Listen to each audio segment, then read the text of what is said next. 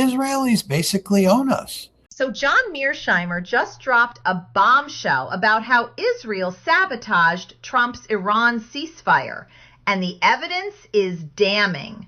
We're talking smoking gun proof of real-time Israeli control over American foreign policy, complete with phone calls during negotiations. Let's break this down.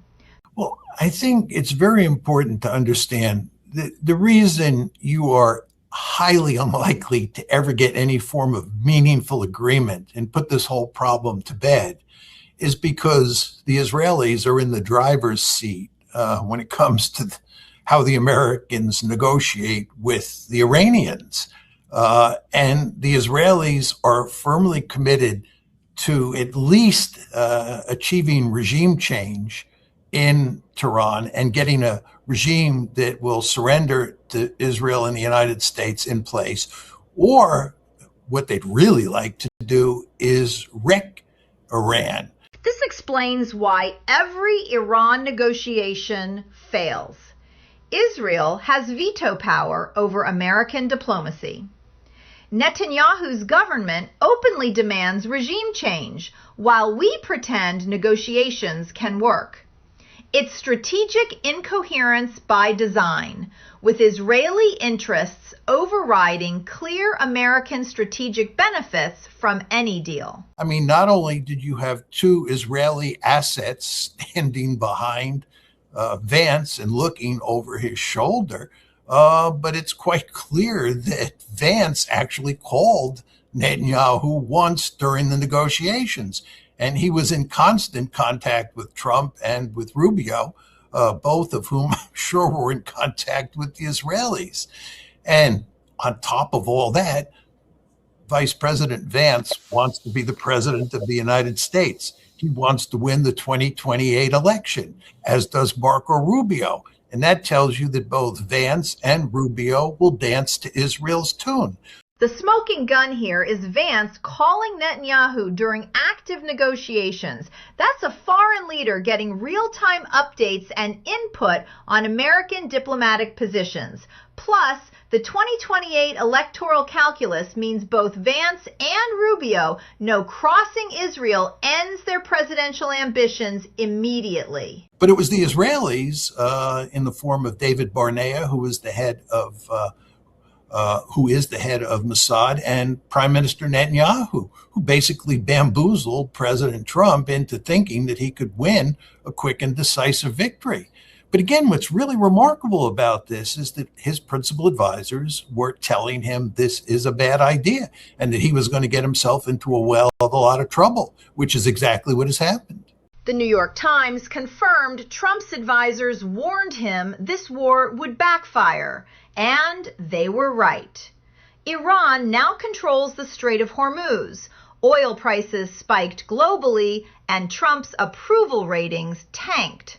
Israeli intelligence sold him a fantasy of easy victory. The Israelis slammed Lebanon.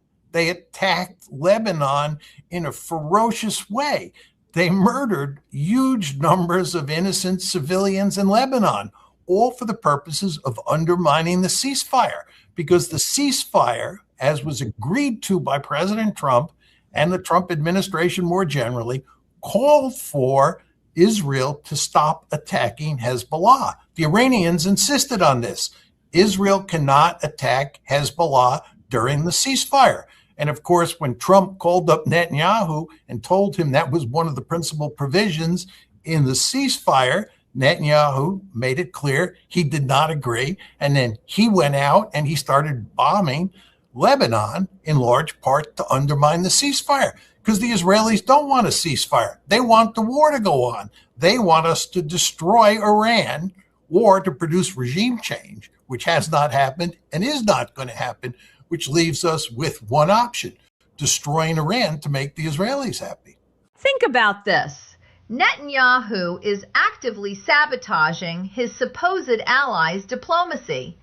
Israel bombed Lebanon specifically to wreck Trump's ceasefire deal, putting Israeli war goals above American interests. That's not alliance behavior. That's manipulation of a client state. The Israelis are a formidable adversary of the United States, and they have very powerful cards to play because they have this institution called the Israel Lobby, comprised of all sorts of institutions and individuals in the United States who have enormous power and go to great lengths to make sure that U.S. foreign policy dances to Israel's tune. So Trump is caught between a rock and a hard place. He's got the Israelis on one side and the Iranians on the other side, and he has hardly any negotiating room. Calling Israel a formidable adversary is academic language for something explosive. The Israel lobby creates a domestic political trap where American leaders can't pursue American interests. That's how foreign influence operations work, through captured domestic institutions. So what happens is that Trump says last Tuesday that we're going to have a ceasefire. This is on April 7th. We're going to have a ceasefire, he says. And he says we're actually going to negotiate on the basis of Iran's 10-point plan. And this looks very promising at the moment. But then what happens over the course of the week, and what actually happens in the negotiations itself, is that the Israelis and the lobby weighs in, and Trump backs off. And instead of negotiating with the Iranians in Islamabad on the basis of the 10-point plan that the Iranians had put on the table, he negotiates, contrary to what he said he was going to do, on the basis of the 15-point plan that the Americans had put forward earlier, which includes all the maximalist demands that the Israelis want. This shows the mechanism in action. Trump announces policy on Tuesday, Israeli pressure kicks in over the week, and by negotiations, he's reversed course completely. It's a repeating pattern where American positions get rewritten to match Israeli maximalist demands. And as Prime Minister Netanyahu made it clear, we're reporting to him all along the way. And don't you think that when we report to our boss, Prime Minister Netanyahu, that he makes it clear to us exactly what he wants, and we salute and do what he wants. And anytime he senses that we're getting out of line and we're getting too flexible with the Iranians, he calls up President Trump and he tells him in no uncertain terms that he has to get back in line. President Trump salutes, gets back in line, and here we are. The client-state dynamic is crystal clear here. Netanyahu calls Trump directly to keep him in line, and Trump salutes. That's the opposite of how great power relationships are supposed to work. America's regional superpower status subordinated to Israeli preferences. It looks like the Israelis bamboozled Trump. They convinced him that they could win this magical victory. They sold him a bill of goods, and he was gullible, and he bought it. He didn't listen to his advisors. He didn't ask his advisors tough questions that might have led him to counter the Israeli narrative that was on the table. So I think he was bamboozled. Trump ignored his own intelligence community's warnings about this war's costs. Israeli deception convinced him of quick victory, while Iran's actual capabilities were systematically underestimated. The result is strategic disaster, exactly what his advisors predicted. Vance fully understands, Marco Rubio fully understands, that they really have little choice but to do what the Israelis and what the lobby wants.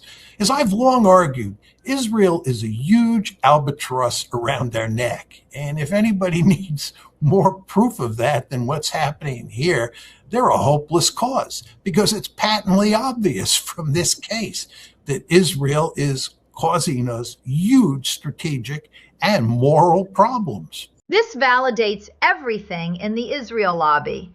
The wars cost America credibility globally, drained our strategic petroleum reserves, and alienated key allies. Yet politicians can't break free because the domestic political costs of crossing Israel are career-ending. I'm shocked at how aware most Americans are today of what the lobby and what Israel are doing to influence U.S. policy in a negative way. We've just reached the point, thanks to the alternative media, that lots and lots of people in the United States fully understand what's happening. And you go around the world, especially to places like Iran, and they understand full well. The Iran war became a mass education event. Alternative media broke the information monopoly that once kept this influence hidden.